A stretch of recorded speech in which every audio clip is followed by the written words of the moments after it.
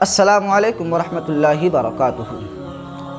نحمدہ ونصلی علی رسولہ الکریم، اما بعد فاعوذ باللہ من الشیطان الرجیم، بسم اللہ الرحمن الرحیم۔ فتلقى آدم من ربہ کلمات فتاب علیہ انہ هو التواب الرحیم۔ صدق اللہ مولانا العظیم وصدق رسولہ النبی الامین المتین المبین الکریم، ونحن علی ذلک لمن الشاہدین والشاکرین والحمد للہ رب العالمین۔ زمین و زماں تمہارے لیے، مکین و مکان تمہارے لیے، چنین و چنا تمہارے لیے، بنے دو جہاں تمہارے لیے۔ حضرات محترم، آج ہم اور آپ کچھ عرض و معروف سے قبل بہتر اور مناسب سمجھتا ہوں کہ سب سے پہلے گنبد خضرا میں آرام فرمانے والے آقا حضور احمد مجتبیٰ محمد مصطفیٰ صلی اللہ تعالیٰ علیہ وسلم کی مقدس بارگاہ میں ہدیہ درود کی ڈالیاں نچھاور کریں۔ میرے ساتھ درود پاک پڑھیں۔ اللہم صلی علی سیدنا شفیعنا مولانا محمد مبارک وسلم، صلاۃ و سلام علیک یا رسول اللہ صلی اللہ تعالیٰ علیہ وسلم۔ میرے آقا علیہ الصلاۃ والسلام کے دیوانوں، آج میری گفتگو کا عنوان ہے قرآن پاک کے پہلا پارہ سورہ بقرہ کی آیت نمبر 37 کی ترجمہ اور تفسیر۔ کل میری گفتگو کا عنوان تھا قرآن پاک کے پہلا پارہ سورہ بقرہ کی آیت نمبر 35 اور 36 کی ترجمہ اور تفسیر۔ دعا کرتا ہوں رب قدیر کی بارگاہ میں، مولا مجھے حق بولنے، آپ کو حق سننے، اس پر عمل کرنے کی توفیق و رفیق عطا فرمائے۔ حضرات محترم، اللہ رب العزت سورہ بقرہ کی آیت نمبر 37 میں ارشاد فرماتا ہے، بسم اللہ الرحمن الرحیم، فَتَلَقَّى آدَمُ مِن رَّبِّهِ كَلِمَاتٍ فَتَابَ عَلَيْهِ إِنَّهُ هُوَ التَّوَّابُ الرَّحِيمُ۔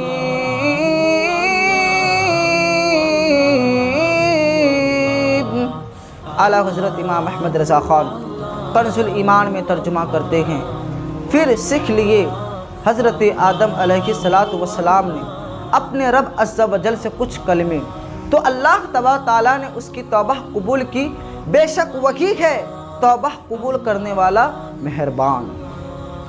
پھر صراط الجنان کے مصنف ترجمہ کرتے ہیں، پھر آدم نے اپنے رب عز و جل سے کچھ کلمات سیکھ لیے، تو اللہ تبارک تعالیٰ نے اس کی توبہ قبول کی، بے شک وہی بہت توبہ قبول کرنے والا بہت بڑا مہربان ہے۔ میرے آقا علیہ السلام کے دیوانوں، پھر اللہ رب العزت آگے ارشاد فرماتا ہے، فَتَلَقَّى آدَمُ مِن رَّبِّهِ كَلِمَاتٍ، پھر آدم نے اپنے رب سے کچھ کلمات سیکھ لیے۔ حضرت آدم علیہ السلام نے اپنی دعا میں یہ کلمات عرض کیے تھے، رَبَّنَا ظَلَمْنَا أَنفُسَنَا وَإِن لَّمْ تَغْفِرْ لَنَا وَتَرْحَمْنَا لَنَكُونَنَّ مِنَ الْخَاسِرِينَ۔ اے ہمارے رب عز و جل، ہم نے اپنی جانوں پر زیادتی کی، اور اگر تو نے ہماری مغفرت نہ فرمائی اور ہم پر رحم نہ فرمایا تو ضرور ہم نقصان والوں میں سے ہو جائیں گے۔ میرے آقا علیہ السلام کے دیوانوں، اور اس کے ساتھ یہ روایت بھی ہے جو حضرت عمر فاروق اعظم رضی اللہ تعالیٰ عنہ سے مروی ہے کہ نبی اکرم مصطفیٰ جان رحمت صلی اللہ تعالیٰ علیہ وسلم نے ارشاد فرمایا کہ جب حضرت آدم علیہ السلام سے اجتہادی خطا ہوئی تو عرصہ دراز تک حیران و پریشان رہ گئے، تو انہوں نے بارگاہ الہی میں عرض کی، اے میرے رب عز و جل، مجھے میرے آقا محمد صلی اللہ تعالیٰ علیہ وسلم کے صدقے میں معاف فرما دے۔ تو اللہ تبارک تعالیٰ نے فرمایا، اے آدم، تو نے محمد صلی اللہ تعالی وسلم کو کیسے پہچانا، حالانکہ ابھی تو میں نے اسے پیدا بھی نہیں فرمایا ہے۔ تو حضرت آدم علیہ السلام نے عرض کی، اے اللہ عز و جل، جب تو نے مجھے پیدا کر کے میرے اندر روح ڈالی اور میں نے اپنے سر کو اٹھایا تو میں نے عرش کے پایوں پر لا الہ الا اللہ محمد الرسول اللہ صلی اللہ تعالی علیہ وسلم لکھا دیکھا، تو میں نے جان لیا کہ تو نے اپنے نام کے ساتھ اس کا نام ملایا ہے جو تجھے تمام مخلوق میں سب سے زیادہ محبوب ہے۔ تو اللہ تبارک تعالیٰ نے فرمایا اے آدم تو نے سچ کہا، بے شک وہ تمام مخلوق میں میری بارگاہ میں سب سے زیادہ محبوب ہے، تو اس کے وسیلے سے مجھ سے دعا کرو، میں تمہیں معاف کر دوں گا، اور اگر محمد صلی اللہ تعالیٰ علیہ وسلم نہ ہوتے تو میں تمہیں پیدا نہ کرتا۔ اسی لیے تو اعلیٰ حضرت امام احمد رضا خان بریلی کے سرزمین سے پکار اٹھتے ہیں، زمین و زمان تمہارے لیے، مکین و مکان تمہارے لیے، چنینے چنا تمہارے لیے، بنے دو جہاں تمہارے لیے۔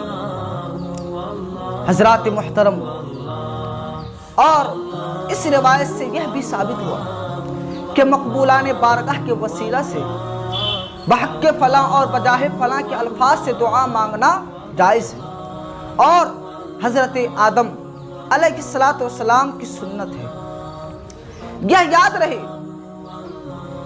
کہ اللہ تبارک تعالیٰ پر کسی کا حق واجب نہیں ہوتا، لیکن وہ اپنے مقبولوں کو اپنے فضل و کرم سے حق دیتا ہے، اور اسی فضل و کرم والے حق کے وسیلے سے دعا کی جاتی ہے۔ اسی طرح کا حق صحیح احادیث سے ثابت ہے، جیسے کہ بخاری شریف میں آتا ہے من آمن باللہ وبرسولہ واقام الصلاة وصام رمضان کان حقا علی اللہ ان یدخلہ الجنہ، جو اللہ اور اس کے رسول پر ایمان رکھے اور نماز قائم کرے اور رمضان کے روزے رکھے، اور اللہ عز و جل پر حق ہے کہ اسے جنت میں داخل کرے۔ میرے آقا علیہ السلام کے دیوانوں، آیت میں توبہ کا لفظ ہے۔ یہ لفظ جب اللہ تبارک تعالیٰ کے لیے آئے تو اس کا معنی اللہ تبارک تعالیٰ اپنی رحمت کے ساتھ بندے پر رجوع کرنا ہے یا بندے کی توبہ قبول کرنا ہے، اور یہ لفظ جب بندے کے لیے آئے تو دوسرے مفہوم میں ہے کہ توبہ کا اصل مفہوم اللہ تبارک تعالیٰ کی طرف رجوع کرنا ہے۔ اور امام نووی رحمۃ اللہ علیہ کے کلام کا خلاصہ ہے کہ توبہ کی 3 شرائط ہیں۔ پہلا، گناہ سے رک جانا، دوسرا گناہ پر شرمندہ ہونا، اور تیسرا گناہ کو چھوڑ دینے کا پختہ ارادہ کرنا۔ اگر گناہ کی تلافی اور تدارک ہو سکتا ہو تو وہ بھی ضروری ہے۔ جیسے اگر کسی نے نمازیں چھوڑی ہوں تو اس کی توبہ کے لیے پچھلی نمازوں کی قضا پڑھنا بھی ضروری ہے۔ یوں ہی کسی نے دوسرے کا مال چوری یا غصب یا رشوت کے طور پر لیا ہے تو توبہ کے لیے مال واپس کرنا بھی ضروری ہے۔ دعا کرتا ہوں رب قدیر کی بارگاہ میں، مولا ہم سبوں کو سچے دل سے توبہ کرنے کی توفیق عطا فرمائے، اور ہم سبوں کو آپس میں محبت عطا فرمائے، ہر برے کاموں سے بچنے کی توفیق عطا فرمائے، مسلک اعلیٰ حضرت رضی اللہ تعالی عنہ کے نقش قدم پر چلنے کی توفیق عطا فرمائے، ہم سبوں کو 5 وقتہ باجماعت نماز پڑھنے کی توفیق عطا فرمائے۔ وآخر دعوانا ان الحمد للہ رب العالمین۔ السلام علیکم ورحمۃ اللہ وبرکاتہ۔